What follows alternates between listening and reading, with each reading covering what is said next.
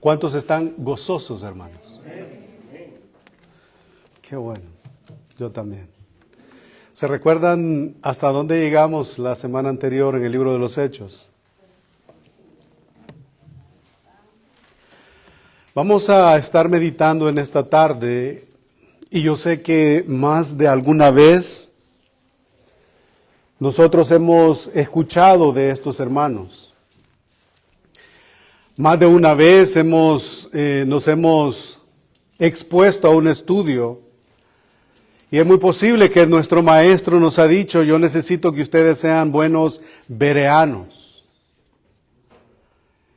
Y en ese sentido y en esa dirección vamos a estar estudiando en esta tarde el texto que nos corresponde del libro de los Hechos en el capítulo, desde el versículo 10 hasta el versículo 15. Y para eso, queridos hermanos, vamos a ponernos, o se van a poner de pie, y vamos a leer este texto para una mayor reverencia. Hechos capítulo 17, versículos del 10 al 15.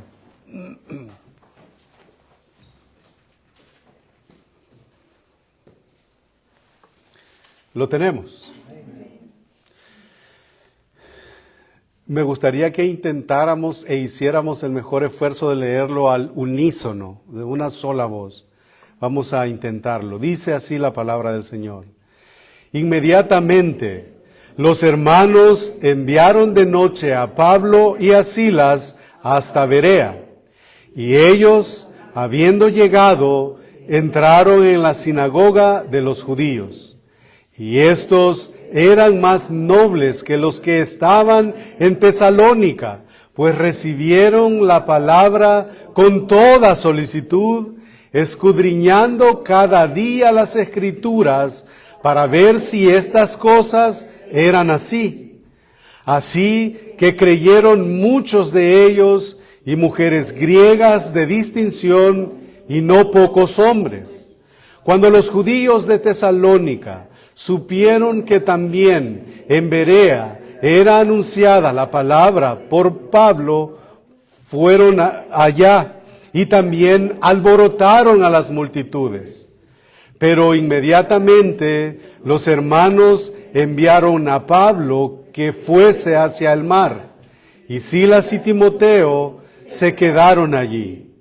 Y los que se habían encargado de conducir a Pablo le llevaron a Atenas, y habiendo recibido orden para Silas y Timoteo de que viniesen a él lo más pronto que pudiesen, salieron. Oremos. Soberano Dios, a ti no te podemos engañar, Señor, ni en nuestros sueños. Tú que pesas la mente y el corazón de cada uno de nosotros, sabes, Señor, la incapacidad que existe en nuestro ser. Así que nosotros, Señor, te rogamos que a través de tu Espíritu Santo hagas una obra única, excepcional, milagrosa, en cada corazón, en cada vida, tanto, Señor, del que habla como de los que escuchan. Porque todos, Señor, te necesitamos, sea de una medida o de otra, pero todos necesitamos de ti. Por favor, Señor, que tu palabra sea y que haga la obra en nuestros corazones. Y que el texto y el ejemplo de estos hermanos, Señor, sea para nosotros de ánimo, de exhortación y de consolación, Señor. Que podamos imitarles, que podamos, Señor, no solamente quedarnos con lo que escuchamos 45 minutos o una hora desde acá, Señor, sino que haya una diligencia, que seamos diligentes en indagar, en inquirir, para, Señor, poder discernir entre la verdad y la mentira, entre lo verdadero y lo falso, entre el cielo y el infierno. Que tu nombre sea exaltado, Señor. Por los méritos de Cristo y para su gloria oramos. Amén. Pueden tomar sus asientos, hermanos. Entonces nos acercamos nuevamente a esta maravillosa historia del nacimiento de la iglesia allá en el Pentecostés, y la semana anterior nos formulábamos la pregunta que fue de donde también tomamos la base donde descansó el sermón, y la pregunta era si los resultados de la predicación siempre van a producir dolor, y si siempre va a crear persecución y siempre va a tener como resultado la cárcel, ¿para qué seguir? ¿Para qué seguir? ¿Para qué predicar? ¿Para qué insistir en esa cosa que muchos le llamaban la locura? ¿Por qué estos hombres andaban ahí trastornando el mundo? ¿Por qué estos hombres andan sufriendo? Así que después de hacernos esas preguntas, también fueron dados algunos principios que espero que hayamos meditado durante la semana, y que no solamente haya sido el domingo anterior un ejercicio auditivo para nosotros, sino que hayamos meditado durante la semana y que haya afectado nuestra conciencia al punto de meditar en las implicaciones y en las aplicaciones que estuvimos viendo la semana anterior. ¿Por qué Pablo caminó siempre con valentía ante todas las adversidades? ¿Por qué? Veía yo un corto de un video en donde a un cristiano lo están agarrando, y hay 4 personas agarrándolo y tienen un tubo de hierro grueso y le dan golpe a golpe hasta quebrarle los huesos de los pies. Primero van con uno, después con otro, le sueltan las manos, se las ponen sobre el suelo y después siguen con las manos hasta dejárselas deshechas. Todo por amor a Cristo y por predicar el Evangelio.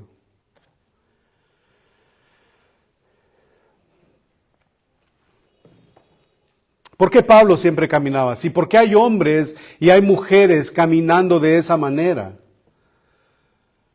Para nosotros es como ver estas noticias, es como, bueno, pobrecitos los hermanos, oramos por ellos y pedimos a Dios que fortalezca a las familias, a los hijos, las esposas, los esposos, pero eso debería de mover nuestras conciencias. Y no que nosotros ahorita estemos sufriendo ese tipo de cosas, pero hay veces que preferimos que nuestros vecinos no sepan ni mi nombre por no meterme en problemas. Y peor, ¿para qué le voy a predicar si al final no voy a causar nada? Pero ¿se imaginan si la actitud de Pablo hubiera sido así? Entonces, ¿por qué Pablo caminó siempre? Y veíamos 3 principios. El primero era porque Pablo confiaba en Dios. Él sabía que una vez estaba ausente del cuerpo, estaba presente al Señor. Punto número 2, también porque constantemente él confesaba su pecado. Él sabía que necesitaba ser limpio de su maldad. En Romanos 7, él habla acerca de la condición de su carne, miserable de mí. Entonces él entendió que tenía que confesar su pecado una y otra vez. Y él, como tercer punto, también veíamos que él vivía agradecido con Dios, dándole gracias de antemano. Él tenía contentamiento en su corazón, independientemente si él estaba en la cárcel con el cepo o estaba compartiendo con sus hermanos o en una barca. Él siempre venía y agradecía a Dios por todas sus bondades. Ahora, después del evento que acaba de suceder en Tesalónica, dice el texto de los versículos del 1 al 10, no vamos a ir allá, pero lo que acaba de suceder en Tesalónica, dice el texto que inmediatamente después de que esta gente de Tesalónica se da cuenta de que Pablo y Bernabé están ahí alborotando al pueblo, están causando un revuelo y están afectando la doctrina de ellos, la de los fariseos, entonces vienen los hermanos, agarran a Pablo y agarran a Silas y a Timoteo y los mandan, dice el versículo 10.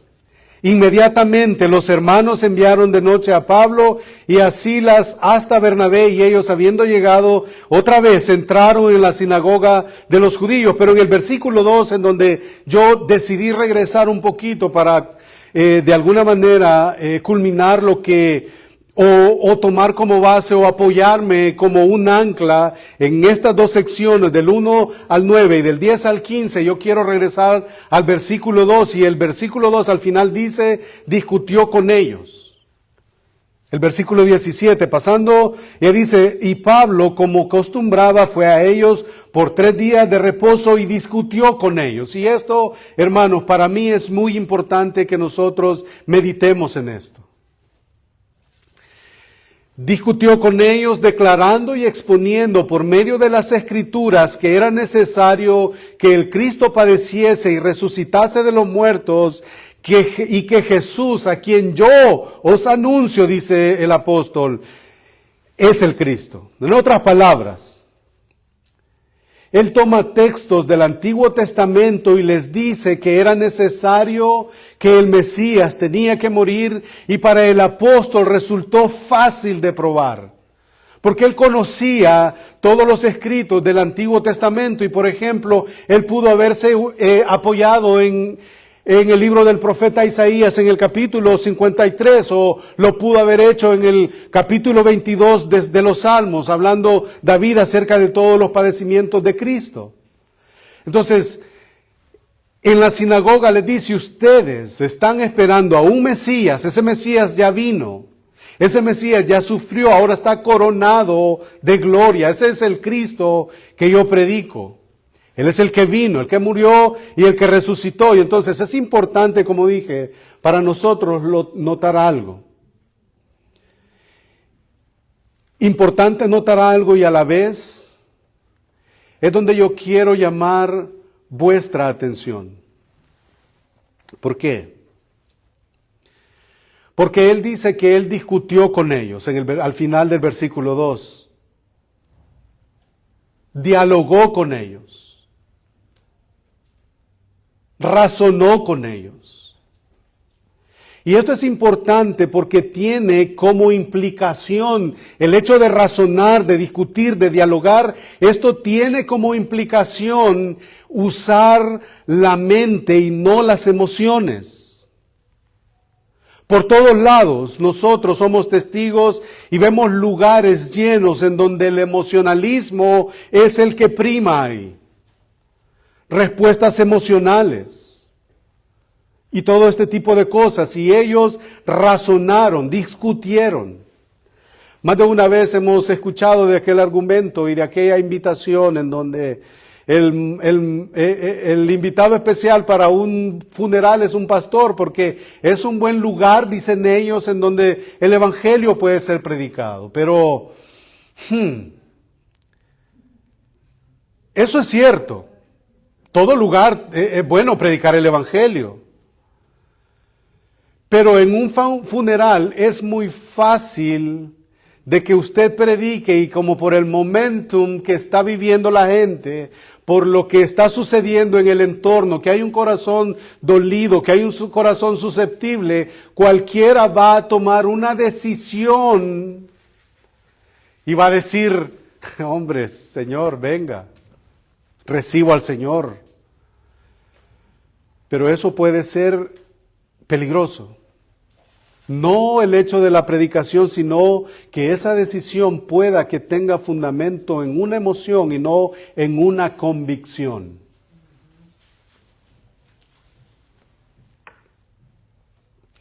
La gente está sensible, dicen ellos. Los corazones de la gente están bien suavecitos.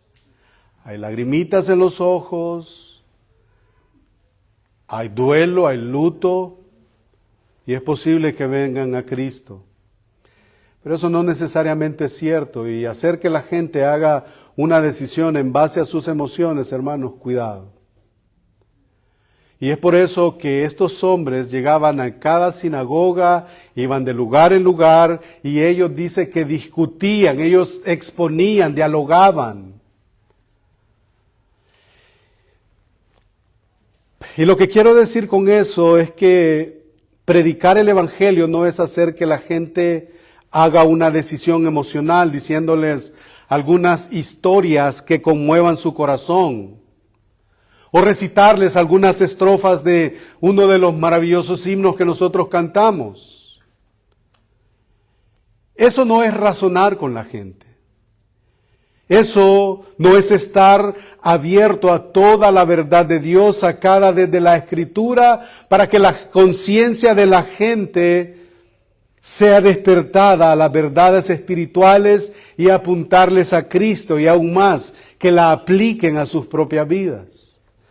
Entonces, hay que predicar a tiempo y fuera de tiempo, donde sea, en el trabajo, en una vela, en un velorio, no sé, en una reunión familiar, donde sea. Pero tenemos que tener cuidado en no depender de emociones.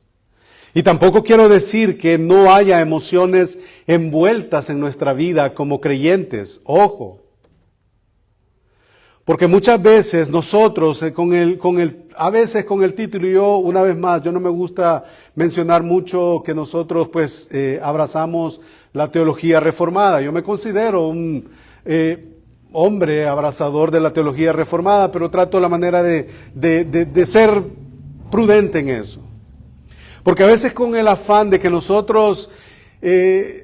el Señor ha permitido en su gracia y en su misericordia que nuestros ojos sean abiertos a las verdades. Eso puede crear un callo orgulloso en nosotros. Y puede que ya aquel hecho de que nosotros, ya para mí, hermanos, yo cuando vengo y yo invito a la iglesia que si, hermano, las lágrimas son permitidas en la adoración. No significa que yo voy a apelar a sus emociones, pero si a mí me lleva, y por eso yo no estoy en contra de las emociones, estoy en contra del emocionalismo, que es diferente. Pero si mis emociones son movidas a contemplar el sacrificio de Cristo y a ver de todas las misericordias que yo he recibido y la gracia inmerecida que Él ha depositado sobre mí cuando yo era un muerto, un cadáver, y el contemplar y a razonar y a meditar y a dialogar en todo eso, hermanos, el corazón se hace pequeño al contemplar todo eso. De hecho, nuestro Señor Jesucristo, se recuerdan, Él mismo lloró, Juan 11:35, al ver la escena de Lázaro. Él ve que toda la gente está llorando ahí. Las emociones no pueden estar desligadas, pero no son las importantes en la vida cristiana. Y no hace ningún bien hacer a alguien venir al altar, por ejemplo. Hay iglesias en donde lo hacen. Esperamos que yo, mientras tenga uso de razón, eso acá no suceda, o puede ocurrir tal vez, hermanos, pasen, vamos a orar por un hermano y lo llamo al frente, pero decir que el llamar al frente va a producir algo especial en el corazón de ustedes, no. Lo especial lo produce únicamente la palabra a través de su espíritu, transformando su corazón y su vida, no venir al frente. Porque no voy a apelar a sus emociones y hacerlos venir al frente. Y si, por ejemplo, usted se encuentra con un grupo que está aquí al frente y usted le pregunta, hermano, ¿y por qué vino al frente? ¿Por qué está ahí? Y la gente pueda que le diga, no sé, me llamaron y aquí estoy. O sea, no hay una conciencia. ¿Ve qué tan fáciles somos de ser? Cuidado, hermanos. ¿Por qué pasaste? Y la gente pues no lo sabe, y muy posiblemente solo están llorando porque vieron llorar a alguien. Apelaron a sus emociones. Pero lo que Pablo está haciendo aquí es razonando con estos hermanos. Discutió con ellos, razonó, dialogó, platicó, trataron estas cosas. Aquí no había alta presión en él, no había histeria, no había ningún momento de éxtasis, no hay un emocionalismo supercargado, no hay ni atos ni desatos en esto que Pablo está haciendo. Hay hechos y hay razonamientos, hay el testimonio bíblico y ellos no están haciendo otra cosa más que descansando en la obra del Espíritu Santo para que esa verdad hablada sea aplicada a los corazones de los oyentes. Y eso es la labor de la iglesia, hermanos. Eso sucedió allá en Tesalónica. Pablo estaba discutiendo con ellos, argumentando que el Cristo debía de padecer y ese es el Cristo que yo predico, dice el hombre. Y muchos, dice, se convirtieron, dice el versículo 3 del capítulo 17, versículo 4, y algunos de ellos creyeron y se juntaron con Pablo y Silas, y de los griegos piadosos, gran número y mujeres nobles, no pocas. Entonces, ahí está, hubo conversión. Eso es cuando la palabra dialogada es consensuada, es meditada, es explicada. Y eso es lo que hizo Esdras, se recuerdan en Nehemías 8, tráigame el libro, abramos el libro, y él se paró, dice que se paró y le dio sentido al libro. Porque solo leerlo o interpretarlo de acuerdo a nuestro razonamiento es peligroso. Y es por eso que nosotros vemos tantas sectas hoy en día. Ahora vamos a Berea. La historia para estos hermanos es diferente y estos hermanos estaban afilados, hermanos. Esta gente estaba afilada. Ir ahí había que ser alguien que sabía lo que estaba hablando. ¿Se imaginan tener al apóstol Pablo y ellos no conforme con lo que están oyendo? Ok, agarremos lo que nosotros tenemos como escritura, que era el Antiguo Testamento, y esto es importante mencionar. Estos hermanos no tenían la escritura o la totalidad de la escritura que nosotros tenemos. No la tenían. Tenían los libros o el conjunto de libros del Antiguo Testamento.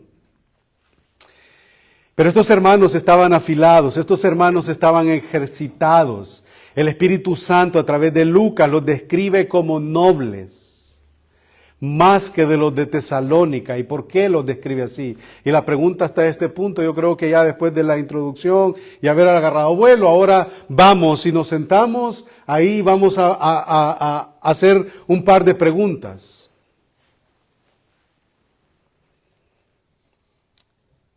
¿Es usted o se considera como de los que están en Tesalónica o como de los que están en Berea? Bueno, Berea se llama la iglesia donde vamos a ir a la conferencia. No se van a ir para allá. Pero ¿dónde se...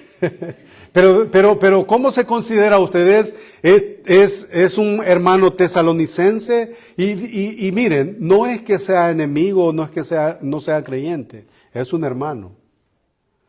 Pero hay una diferencia entre estos dos grupos. Aquellos sí son nobles, pero estos de aquí son más nobles. Dice el versículo 11, ahora como dije, vamos a ir a Berea. Ya venimos de Tesalónica, ahora vamos a Berea. Y estos eran más nobles que los que estaban en Tesalónica, pues recibieron la palabra. Ahí se estaba durmiendo, bostezando estaba, pero la recibió. No. Estos con toda solicitud, y eso llama la atención. Y no solamente la recibieron, la escudriñaron. Y no solamente la escudriñaron, sino también en el versículo 12 del capítulo 17 dice, así que creyeron mucho, o sea que la recibieron con solicitud, la escudriñaron cada día y la creyeron. Mire qué principios más hermosos que el texto nos provee, que tienen que ser de aplicación para nosotros. creyeron la palabra. Y eso es lo que quiero que meditemos en esta tarde. Y es mi intención, hermanos, que tanto usted como yo consideremos si estamos siendo unos buenos bereanos. Amada iglesia, no se quede con lo que usted escucha 45 minutos o 1 hora los domingos. No se quede con eso. No puede haber una característica cristiana que sea más valiosa que el conocimiento de la Biblia. Bueno, de hecho es lo que nos caracteriza como cristianos. Porque ¿cómo podemos decir ser cristianos si no conocemos al Dios que seguimos o al Cristo que hemos profesado o en el quien descansa nuestra salvación si no hay un conocimiento de Él? No puede haber una característica más valiosa que el conocimiento de la palabra de Dios. Y tal vez usted se recuerde si tiene años como creyente o si es nuevo como creyente. Bueno, nuevo tal vez no aplique para lo que voy a mencionar, pero si es usted un viejo creyente, no viejo de edad, sino viejo creyente, se recuerda que en las clases de niños daban premios para ver quién se sabía los 66 libros de la Biblia, ¿se recuerdan? Y eso era un reto, pues los niños querían su premio. Había una motivación. ¿Cuántos libros? Génesis, Éxodo, Levítico, Número, Deuteronomio. Ahí estaban los niños. E iban. Pues yo me los aprendí por eso. Me gustaban unos carritos que daban.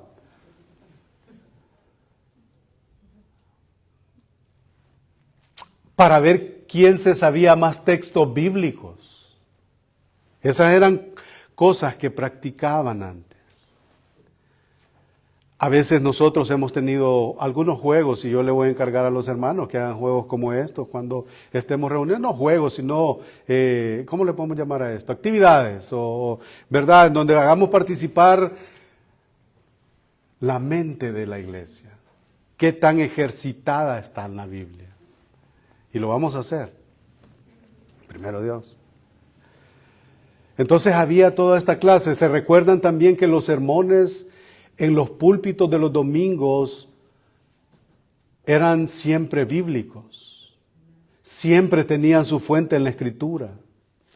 Y en más de una ocasión se nos puso como ejemplo a estos hermanos de Berea y que deberíamos de ser como ellos. Entonces el texto nos dice que en Berea estaban escudriñando las Escrituras para ver si las cosas, las que Pablo y Silas estaban discutiendo, eran ciertas. Así que, hermanos, esta convicción debe de ser arraigada en nuestros corazones. Esta convicción debe de ser arraigada en nuestros corazones. Y mire, una de las cosas que de verdad yo le pido a Dios de que ore por usted mismo y ore por la fuente del púlpito, es de que a nosotros se nos capacite, que haya un deseo, un hambre para poder tener respuesta para aquel que nos demande respuesta acerca de nuestra esperanza que tenemos.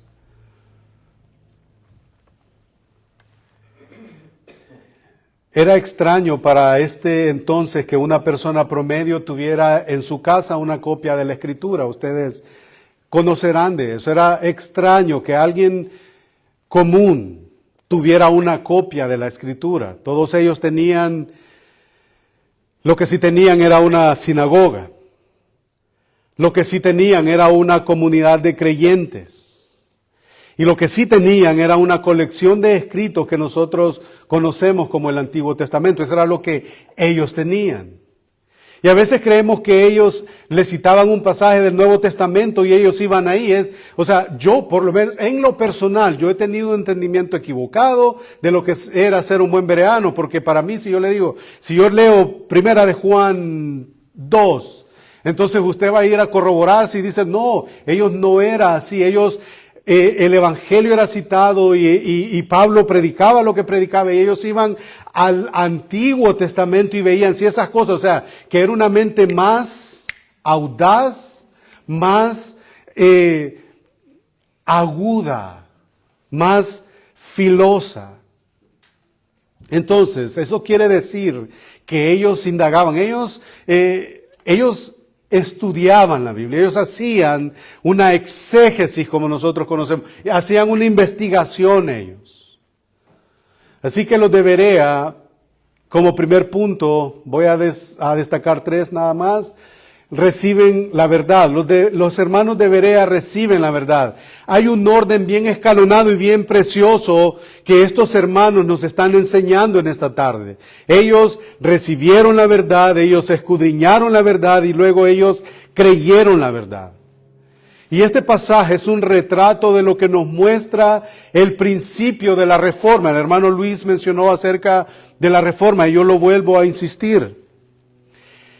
Todo lo que explotó, la bomba que detonó la reforma fue el regreso a la Escritura. Todo estaba siendo emocionalismo, todo estaba siendo en base a percepciones humanas, todo tenía que ver incluso con abusos y fue necesario que Dios usara a un monje alemán para traer las verdades bíblicas nuevamente a los púlpitos y alejarlos de todos los engaños que estaban siendo promovidos por la iglesia de turno.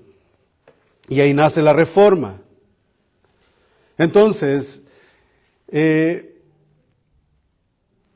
todo lo que tiene que ver con nuestra conducta, nuestra fe, nuestra práctica, en un sentido, aunque tenemos normas propias de nuestra fe y hay instrucción en la Escritura, las Escrituras son la norma principal donde quien gobierna nuestras normas. Entonces, eso quiere decir que recibimos verdades que nos han sido transmitidas.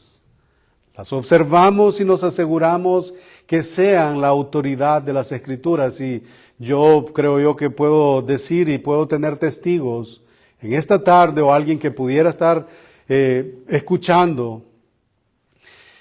Cuando usted conoce la Escritura, hermanos, su oído ya ha sido afinado. Es como un músico. Por ejemplo, yo no le voy a decir al hermano de música, él sabe cómo afinar su instrumento. Porque él tiene su oído afinado, tiene su oído ejercitado en el tono que va a dar la guitarra. Tin, tin, tin, tin, tin, tin, tin, tin, tin, tin. Y ahí va. Si usted conoce la Escritura, usted va a detectar, este es el Evangelio predicado. O usted va a decir, este es un charlatán más. Porque usted está afilado, está ejercitado. Entonces, la verdad fue traída a ellos. Los apóstoles les enseñaron que Jesús era el Cristo, que era el Hijo de Dios. Ellos verificaron que eso era conforme a las Escrituras y al verificar, al razonar, al dialogar, el resultado fue lo que dice el versículo 12 del capítulo 17. Así que creyeron muchos de ellos, mujeres griegas, distinguidas, dice otra traducción, aquí dice de distinción, otra traducción dice de renombre, parece ser que la versión Dios habla hoy menciona esa palabra, y dice y no pocos hombres, y cuando dice no pocos hombres, de los versículos, creo que es el 5 del capítulo 17, en donde dice no pocas mujeres, y aquí dice no pocos hombres, y en medio de todo eso debemos decir algo. Es muy común hoy en día ver a muchos que están en las bancas de las iglesias o en los púlpitos, tras los púlpitos, que deducen y que extraen su teología en base únicamente a un razonamiento. A un razonamiento. Pero los creyentes estamos llamados a recibir las verdades que están en las páginas del libro de Dios. Los cristianos debemos de escudriñar las Escrituras para ver cómo esas enseñanzas son sostenidas por el testimonio de la palabra de Dios. Tenemos que ser cuidadosos en eso. Y como dije, de hecho, la reforma nace de la necesidad de volver, de ir a la palabra. Pero eso es tema para dentro de 2 domingos, si Dios nos lo permite. Entonces nosotros recibimos las verdades que nos han sido transmitidas y a través de la autoridad de las Escrituras las verificamos, las observamos, ya bien las rechazamos o las abrazamos en base a la Escritura. Y eso es lo que nos va a enseñar el capítulo 1 de Segunda de Timoteo. Si quiere ver conmigo lo que dice Segunda de Timoteo, capítulo 1, versículos 13 y 14. Le dice Pablo a Timoteo, de paso, hermanos,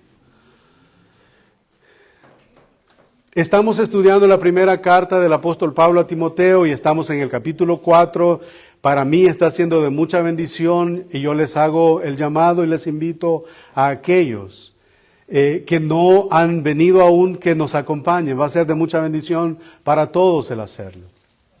Entonces dice el capítulo 1 de 2 de Timoteo, versículo 13, retén la forma de las sanas palabras que de mí oíste, en la fe y amor que es en Cristo Jesús. Guarda el buen depósito por el Espíritu Santo que mora en nosotros. Entonces, los hermanos de Berea han recibido la verdad, han hablado, han dialogado la verdad.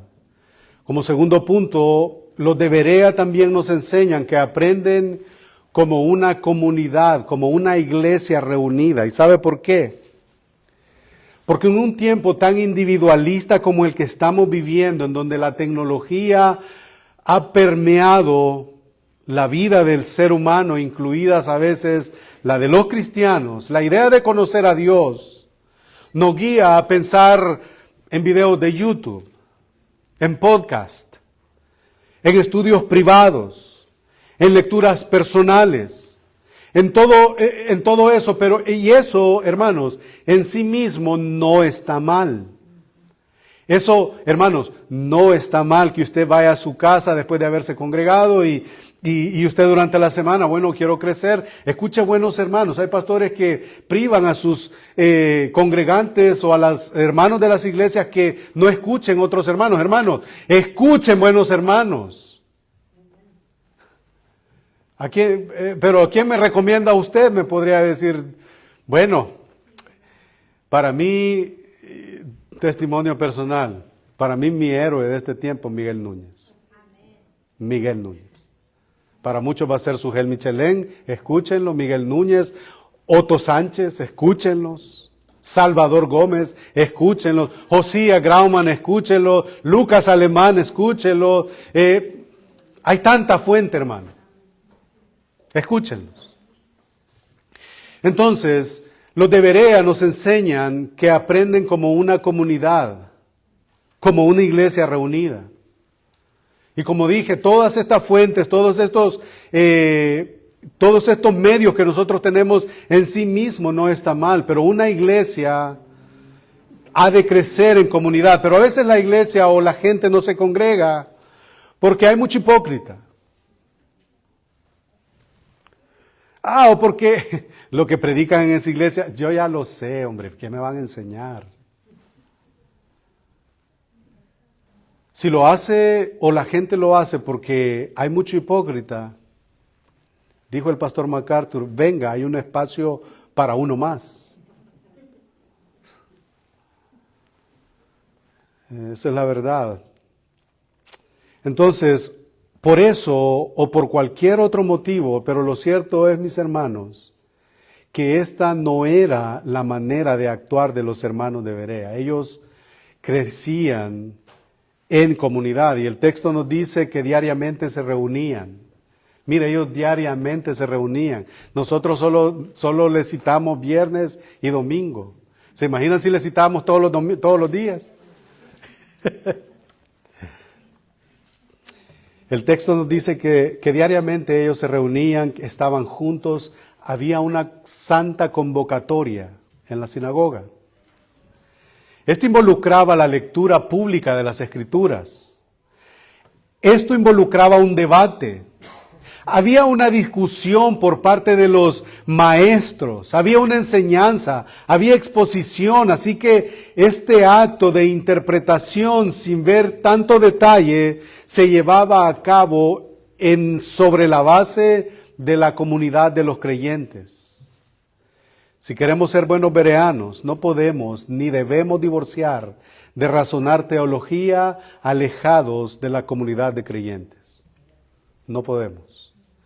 Yo necesito ir a una clase a aprender. Usted necesita escuchar buenos hermanos o venir a la iglesia y exponerse al estudio de la Escritura. El 1 Timoteo está siendo de mucha bendición. Hechos para mí ha enseñado mucho. Yo tengo que estar exponiéndome diariamente a esto. Entonces no podemos divorciar de razonar teología alejados de la comunidad de los creyentes. Hermanos, yo les necesito a usted y ustedes necesitan de mí para que juntos crezcamos en este conocimiento del Dios que nosotros venimos a adorar. No podemos ser llaneros solitarios. Eso solo existía en una serie que yo veía de pequeño. El punto es clave para la interpretación bíblica. Y esto es clave. Si el propósito de las Escrituras, mire esto, si el propósito de las Escrituras es la revelación de Dios y de su gloria, entonces las Escrituras no pueden ser interpretadas adecuadamente, separado de la comunidad, de la sabiduría y de la misión de la iglesia compuesta por creyentes. No se puede. No se puede. Y cualquiera pudiera decir, bueno, no sé si es qué carta de Juan, pero Juan dice que nosotros no tenemos necesidad de que alguien nos diga las cosas porque tenemos el Espíritu en nosotros. Pero tenemos que ir al contexto. No es así. Entonces yo les animo y a que pensemos. Mi punto es, hermanos, que pensemos como estos veranos. Ellos reciben la palabra, ellos se congregan cada día para ver si todas estas cosas se exponen al trato, a la disciplina, educan su oído con respecto a la iglesia. Entonces, no sé si a usted, pero a mí me ha pasado o me lleva a pensar en el hecho de que la iglesia primitiva no contaba con el Nuevo Testamento, y es algo que es como que, híjole, entonces, ¿cómo es que estos hermanos tenían tanta luz? Por ejemplo, Isaías, por ejemplo, David, por ejemplo, Nehemías, por ejemplo, todos ellos. Yo me imagino lo complejo y lo difícil que sería para mí, no sé para usted, pero para mí, tener una iglesia sin Romanos 8. ¿Cómo sería nuestra iglesia sin Romanos 8? ¿O cómo sería nuestra iglesia sin Efesios capítulo 2? Sin el Evangelio de Juan. Bueno, hay movimiento ya. Sin el Evangelio de Juan. Para que vean que en todo estoy. O sea, qué difícil sería, qué difícil resulta para nosotros pensar, y yo creo que hasta podría causar cierta confusión, cómo es que estos hermanos, sin tener el Nuevo Testamento, cómo es que ellos alcanzan su salvación. Bueno, lo que quiero decir con eso es que ser un buen bereano me invita a leer con las luces encendidas y viendo el plan eterno de la salvación desde el Antiguo Testamento hasta su completa revelación en el Nuevo Testamento. ¿Acaso el Antiguo Testamento no enseña sobre la Trinidad? Claro que la enseña. ¿Acaso el Antiguo Testamento no enseña sobre el Mesías divino que habría de venir sobre el siervo sufriente? Claro que la enseña.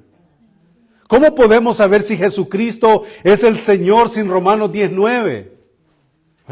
El Antiguo Testamento nos lo muestra. Como alguien dijo, el Nuevo Testamento hace explícito lo que el Antiguo Testamento hace implícito. Es un hecho. De hecho, un comentarista de apellido Warfield dijo al respecto: el Antiguo Testamento puede ser comparado a una habitación que ha sido bien amueblada, pero que tiene una iluminación muy débil, muy tenue. La introducción de la luz no aporta nada que no estuviera antes en la habitación, pero saca a la vista mucho de lo que tiene, solo que antes se percibía a manera vaga o no se percibía nada en absoluto. Pero de que estaba ahí, estaba ahí. O sea, estaba ahí. Entonces, los hermanos recibieron la palabra, los hermanos se reunían y compartían y estaban reunidos cada día viendo, indagando las Escrituras para ver si todo eso apuntaba a la verdad. Y como tercer punto, hermanos, los hermanos nos llevan a entender y nos enseñan apuntando a la fe desde el Antiguo Testamento. Eso es lo que nos enseñan. Pero, ¿cuál es el fin último de todo esto? Ya para ir descendiendo. ¿Cuál es el fin último de todo esto? Segunda de Corintios capítulo 5, versículo 19, a mí me ayuda a entender cuál era el fin último de conocer la Escritura, de recibir la Escritura, de congregarme para conocer con otros hermanos la Escritura y de ver cómo todo el consejo de Dios me ayuda a ver todo el plan, todo lo que tiene que ver, ¿para qué todo eso? Y dice Segunda de Corintios versículo 19, que Dios estaba en Cristo reconciliando consigo al mundo, no tomándole en cuenta a los hombres sus pecados, y nos encargó a nosotros la palabra de la reconciliación. Así que somos embajadores en nombre de Cristo, como si Dios rogase por medio de nosotros. Os rogamos en nombre de Cristo, reconciliaos con Dios. Y miren lo que dijo, lo que hizo Dios. Al que no conoció pecado, por nosotros lo hizo pecado para que nosotros fuésemos hechos justicia de Dios en él. Por eso tenemos que conocer la verdad. Y el hecho de conocer la verdad, mis amados hermanos, no tiene que llevarme a mí a querer ganar debates, ni tampoco llenar mi mente de conocimiento. Y el mismo pasaje me está diciendo el resultado que tiene que ser recibir, ir al Antiguo Testamento, reunirme con los hermanos. El versículo 12 me da el resultado de todo lo que tiene que ser. Y hablábamos con los hermanos el viernes, es la labor del predicador, independientemente si son multitudes o si son 5 o 10, es exponer la palabra y el Señor ha de añadir a aquellos que sean ordenados para vida eterna. Y mire el objetivo que tiene el resultado de esta predicación.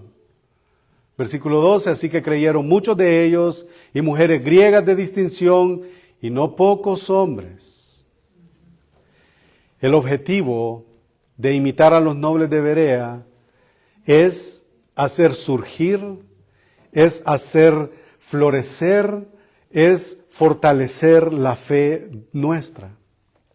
La fe que salva y lo que santifica es la obra perfecta de nuestro Señor y Salvador Jesucristo, predicado desde toda la Escritura.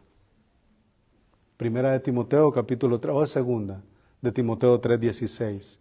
Porque toda la Escritura es inspirada por Dios, útil para enseñar, útil para redarguir, útil para corregir, útil para instruir en justicia, a fin de que el hombre de Dios sea preparado para...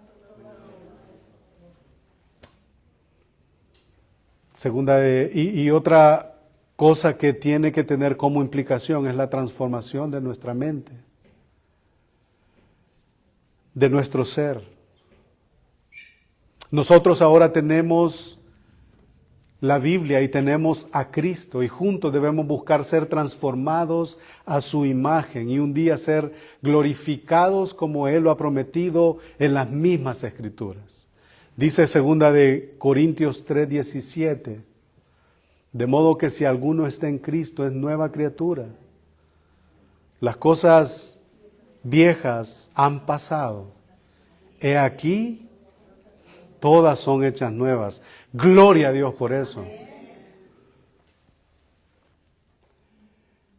Dice el versículo 13 para terminar. Cuando los judíos de Tesalónica, del capítulo 17, cuando los judíos de Tesalónica supieron que también en Berea era anunciada la palabra de Dios, fueron allá otra vez la persecución. No, si allá se van a quedar, allá están en Tesalónica, allá de todas maneras los hermanos no conocen mucho, entonces no. Allá vinieron y dice que fueron allá a Berea y también alborotaron a las multitudes. Y como siempre hay buenos hermanos que nos advierten, y esta es la labor pastoral, siempre van a haber buenos hermanos y nos advierten y nos ayudan y nos guían cuando algo pueda que esté mal. Y dice, pero inmediatamente, dice el versículo 14, los hermanos enviaron a Pablo que fuese hacia el mar, hasta la costa, dice otra traducción, y Silas y Timoteo se quedaron ahí. ¿Se quedaron dónde? Berea. Y los que se habían encargado de conducir a Pablo, llevaron ¿a dónde a Pablo? A Atenas. Entonces, y habiendo recibido orden para Silas y Timoteo de que viniesen a él lo más pronto que pudiesen, salieron. Otra vez se van a encontrar, esta vez, ¿dónde se encontrarían? En Atenas. Hermanos, qué preciosa esta carta. Próximo domingo seguimos con esto. Que el Señor bendiga su palabra en nuestros corazones, que la haga florecer y que nosotros, cada uno de nosotros, no nos quedemos con lo que creemos saber, que vayamos, que nos congreguemos, que escuchemos, buenos hermanos, que pidamos la guía del Espíritu Santo para conocer más a aquel que nos ha llamado como soldados, a Cristo Jesús.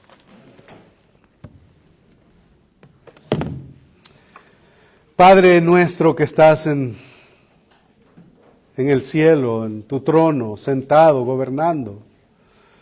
Te agradecemos por tanta bondad, por tanta misericordia, por el ejemplo y por el testimonio de la Escritura que nos enseña cómo nosotros hemos de caminar, Señor, en este peregrinaje hacia el cielo.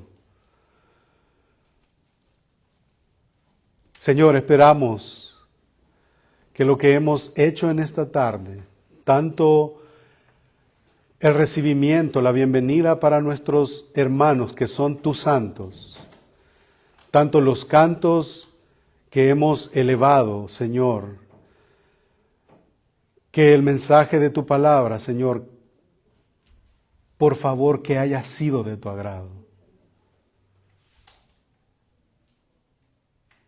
que haya sido de tu agrado, Señor. Nos presentamos delante de ti necesitados, débiles, desnudos. Perdona mi torpeza, pero por tu Espíritu, Señor, haz la obra que solo Él puede hacer. Bendice, Señor, a cada uno de mis hermanos. Tú los conoces por nombre. A cada una de mis hermanas, tú las conoces por nombre. A nuestras hermanas mayores, a nuestros hermanos más jóvenes, a los niños y a las niñas, Señor, que vienen a este lugar con el propósito de conocerte a ti y de adorar tu nombre. Sé con cada uno de nosotros. Sé con cada uno de nosotros. No tenemos más que ofrecerte, sino, Señor, nuestra adoración y nuestra obediencia. Ayúdanos, Señor, a luchar en contra del pecado, a martirizarlo, a mortificarlo, a cuidar de nuestra salvación con temor y temblor, a trabajar, Señor, por nuestra santificación. Y un día, Señor, poder ser testigos y participantes de esa glorificación prometida en las Escrituras. Por los méritos de Cristo y para su gloria nosotros oramos. Amén. Dios les bendiga, hermanos.